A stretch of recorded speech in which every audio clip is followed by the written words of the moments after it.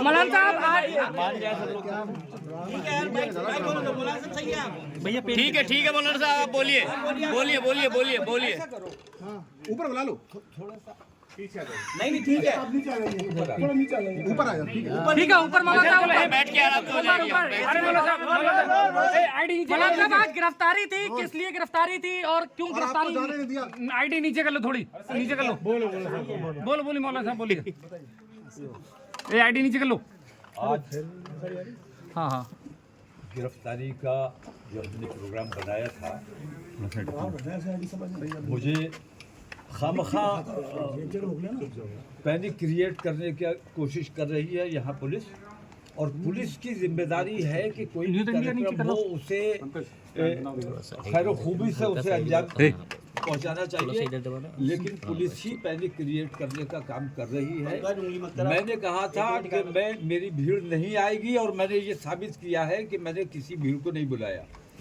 मैंने कहा था मेरे 11 लोग गिरफ्तारी देंगे, सिर्फ वो लोग जाएंगे, और अगर कोई 100-200 लोग आ भी जाते हैं तो उन्हें समझाकर वापस कर दिया जाएगा। 11 लोग गिरफ्तारी देंगे, और गिरफ्तारी देने की असल वजह यह है कि पूरे मुल्क के जो हालात हैं, रोज लिंचिंग हो रही है, बुलडोजर चलाए जा रहे हैं, कानून की धज्जियाँ उड़ाई जा रही है, मदरसों पर बुलडोजर चल रहे हैं, मज़ारात को शहीद किया जा रहा है, बच्चों की लिंचिंग की जा रही है,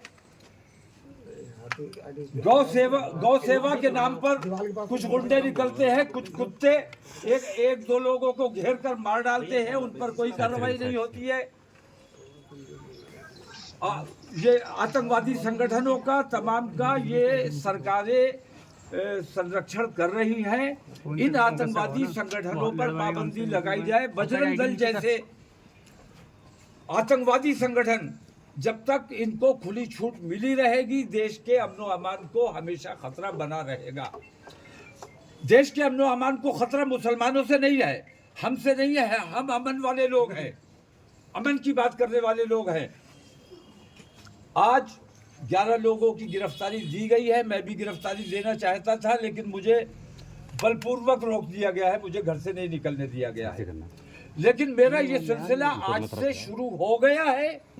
कल 72 लोग गिरफ्तारी देंगे इंशाल्लाह, उसके बाद अगले दिन 313 लोग गिरफ्तारी देंगे, उसके अगले दिन 917 लोग गिरफ्तारी देंगे, और ये सिलसिला इस तरह हर जिले में, हर सूबे में, इंशाल्लाह पूरे हिंदुस्तान में चलने वाला है। 72 लोगों की बात कर रहे हैं, उसमें आप भी कल भी फिर शामिल होंगे गिरफ्तारी के लिए? मैं अब जब मुझे नहीं निकलने दिया जा रहा है तो मेरे लोग गिरफ्तारी देंगे, और रोजाना गिरफ्तारी दी जाएगी, और ये सिलसिला पूरे हिंदुस्तान में शुरू किया जाएगा।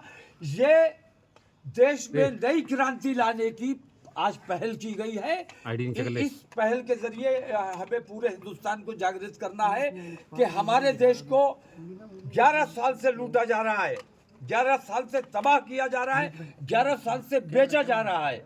वो तमाम लोग जो अपने देश से मोहब्बत करते हैं, उन तमाम लोगों को मैं दावत दे रहा हूँ। मेरे साथ इस मामले में मेरे साथ मेरे हिंदू भाई भी शरीक हैं, और वो भी हमारी मुहिम में शरीक रहेंगे, और वो भी गिरफ्तारी देंगे। आपको देश के कानून पर भरोसा नहीं है क्या? आपको संविधान पर भरोसा नहीं है? संविधान पर पूरा भरोसा है। संविधान की रक्षा के लिए ही हम ये काम कर रहे हैं। हम ये देख रहे हैं कि कानून की धज्जियां सरकार उड़ा रही है, पुलिस उड़ा रही है। किसी मामले में स्टेटस को है, अदालत के आदेशों का पालन कराना पुलिस का काम है, प्रशासन का काम है, लेकिन अदालत के आदेश के बावजूद बुलडोजर भी चलाया जाता है, ज्यादतियां भी की जाती हैं, गिरफ्तारियां भी की जाती हैं, गोलियां भी चलाई जाती हैं। हिंदुस्तान की पुलिस का कोई अपना मैनुअल नहीं है, जो अंग्रेज बना के गए उसी मैनुअल पे आज भी काम कर रही है। और हिंदुस्तान की पुलिस, जब अंग्रेजों की हुकूमत यहाँ थी, तब भी हिंदुस्तानी देश प्रेमियों पर उनकी गोलियां चला करती थी, लाठियां चला करती थी, और आज भी वही पुलिस है जो सच्चे देश प्रेमी मुसलमानों पर गोलियां और लाठियां चलाने का काम कर रही है। देश प्रेमियों पर लाठी चलाने का जो लोग काम करते हैं, वो अपने साथ भी अन्याय कर रहे हैं, देश का काम नहीं कर रहे। मौलाना साहब, आप 72 लोगों की बात कर रहे हैं, 144 धारा लागू है, क्या उसका उल्लंघन नहीं माना जाएगा फिर वो?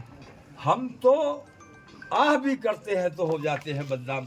मैं पूछता हूँ कि उल्लंघन ये नहीं होता है कि 100-200 कुत्ते मिलके किसी 1-2 लोगों को मार डालते हैं। अभी अलीगढ़ में 4 लोगों की हत्या की गई, मरा जानकर छोड़ा गया, उनमें से 3 बच गए, 1 मरा।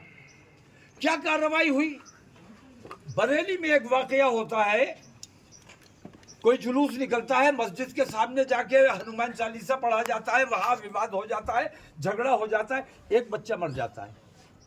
उस एक बच्चे के मरने का उसके घर वालों का गम हमें पता है, हम जानते हैं, उसके गम में हम बराबर के शरीक हैं। लेकिन न्याय ये देखिए कि उस एक मौत के इवज में 150 लोग जेल में पड़े हुए हैं और पूरी बस्ती को बुलडोजर से मसमार कर दिया गया।